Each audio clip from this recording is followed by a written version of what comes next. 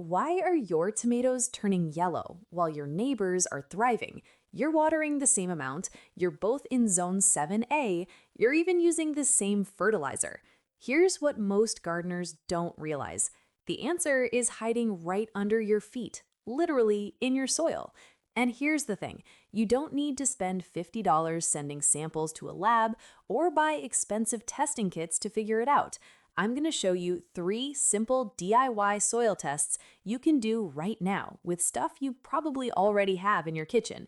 These tests have helped thousands of gardeners fix their struggling plants, and by the end of this video, you'll know exactly what your soil needs. Let's dig in. Before we get into the actual tests, let me explain why this matters so much. Your soil is basically a living ecosystem, and 3 things determine whether your plants will thrive or just survive. Number 1, pH level. That's the acidity or alkalinity of your soil.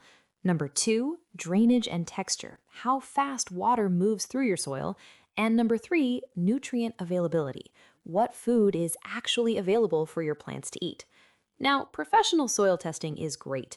The USDA actually recommends testing your soil every 3 years, and if you've got a big vegetable garden or you're planning a major landscape project, yeah, send a sample to your local extension office. But for most home gardeners who just want to know if their soil is working, these DIY tests will tell you 90% of what you need to know, and you can do them in about 20 minutes. Here's what's really cool. These tests aren't just for troubleshooting problems. You should actually test your soil before you plant anything new. I learned this one the hard way when I tried growing blueberries in alkaline soil. Spoiler alert, it did not go well. Could have saved myself months of frustration with a simple 5-minute test.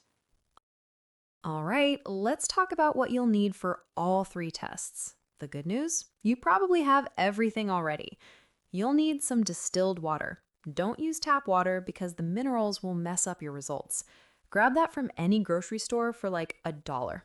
White vinegar from your kitchen, baking soda, also from your kitchen, a few clean jars or containers, and obviously you'll need soil samples from your garden. Now, here's a pro tip before we start. Don't just grab soil from one spot. Take samples from 3 to 5 different areas of your garden, especially if you're growing different types of plants. Mix those samples together in a bucket, and that gives you an average reading of your whole garden. That's way more useful than testing just one random spot. Let me show you exactly how to do this. Test number 1, the vinegar and baking soda pH test. This is my favorite because it's so simple and it works. First, take your soil sample and remove any sticks, rocks, or plant debris. You want just the soil. Put about half a cup of soil into 2 separate containers. Now, to the first container, add half a cup of white vinegar. Just pour it right on top. Watch what happens. If your soil fizzes and bubbles like it's excited, congratulations! Your soil is alkaline. That means it has a pH above 7. The more it fizzes, the more alkaline it is. If nothing happens, don't worry, we're not done yet. Now, grab your second container with soil. Add a 1/4 cup of distilled water first. Mix it up until it's like a muddy paste. Then, sprinkle about half a cup of baking soda on top. If this one fizzes and bubbles, your soil is acidic. That means pH below 7. If neither test fizzes, you hit the jackpot. Your soil is neutral, right around 7, which is perfect for most vegetables and flowers. So, what do you do with this information? Here's the practical part. Most vegetables love slightly acidic to neutral soil. We're talking 6 to 7 on the pH scale. Tomatoes, peppers, lettuce, beans, they're all happy there. But if your vinegar test went crazy with fizzing, your soil might be too alkaline for those plants. You'd want to add sulfur or peat moss to lower that pH. On the flip side, if your baking soda test fizzed like mad, your soil is too acidic for most vegetables. You'd add lime to bring it up.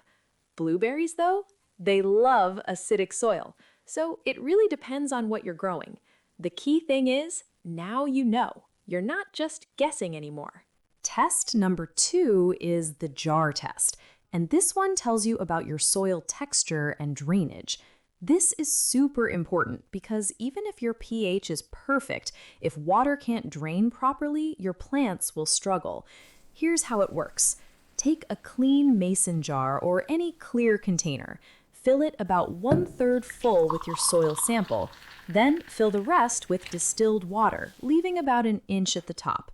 Put the lid on and shake it like you're making a protein shake. Really mix it up for about a minute. Now comes the hard part. You wait. Set the jar somewhere it won't be disturbed and let it sit for 24 hours. I know, gardeners aren't known for our patience, but trust me, it's worth it. After 24 hours, you'll see something really cool. Your soil will have separated into distinct layers. Sand settles first on the bottom because it's heaviest, then silt in the middle, and clay floats on top because it's the finest. You might also see organic matter floating at the very top. Look at the proportions. Ideal garden soil, what we call loam, is roughly 40% sand, 40% silt, and 20% clay. If you see mostly sand at the bottom, your soil drains too fast and won't hold nutrients well. You'd want to add compost or peat moss to help it retain water. If it's mostly clay on top, water's draining too slowly. Your roots could rot. You'd need to add sand or perlite to improve drainage. And lots of compost. Always compost. But here's the thing. You don't need perfect ratios. You just need to understand what you're working with so you can adjust. I've grown amazing tomatoes in clay soil. I just had to amend it properly first. Test number 3 is the percolation test. And this one you do right in your garden bed. It tells you how fast water actually drains in the spot where you're planning to plant. This is different from the jar test because it tests your soil in real conditions with all the layers underneath. Dig a hole about 12 inches deep and 6 inches wide, basically the size of a large planting hole. Fill it completely with water and let it drain. This is just to pre-soak the soil. Once it's empty, fill it again with water all the way to the top. Now, start a timer. Check how long it takes for the water to drain completely. If it drains in less than 4 hours, you've got fast draining soil. That's great for drought-tolerant plants, but you'll need to water vegetables more often. If it takes 4 to 12 hours, that's ideal drainage for most garden plants. But if water's still sitting there after 12 hours, you've got a drainage problem. Poor drainage is actually one of the biggest reasons plants fail, especially here in areas with clay soil or where we get heavy rain.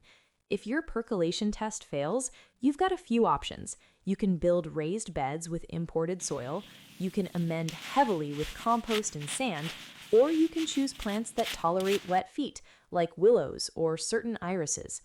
I did this test in my backyard before installing my vegetable garden, and it saved me so much headache.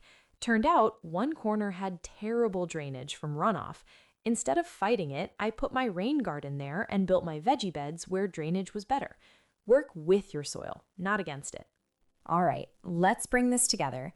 You now know 3 simple tests that will tell you almost everything about your soil. The vinegar and baking soda test shows you pH. The jar test shows you soil texture and composition. And the percolation test shows you real-world drainage. Here's what you should do this week. Pick a day, spend 20 minutes running these tests. Write down your results, then look up what your specific plants need. If you're growing tomatoes and your soil is too alkaline, add some sulfur. If you're planting a flower bed and drainage is slow, work in compost and perlite before you plant. The best part? You only need to do comprehensive testing like this once a year, maybe twice if you're really amending heavily. After that, you'll just know your soil. You'll understand why some plants thrive and others struggle, and that knowledge makes you a better gardener every single season. Your soil is the foundation of everything. Get this right, and the rest gets so much easier. Now, I want to hear from you. What surprised you most about your soil when you tested it? Are you dealing with clay, sand, or did you luck out with loam? Drop a comment below and let me know what zone you're in and what your biggest soil challenge is. I read every comment and I'll help you troubleshoot. If this was helpful, make sure you're subscribed because next week I'm showing you exactly how to fix problem soil with the right amendments. We're talking compost ratios, when to use peat moss versus coconut coir, all of it. You don't want to miss that. Thanks for watching, and I'll see you in the garden.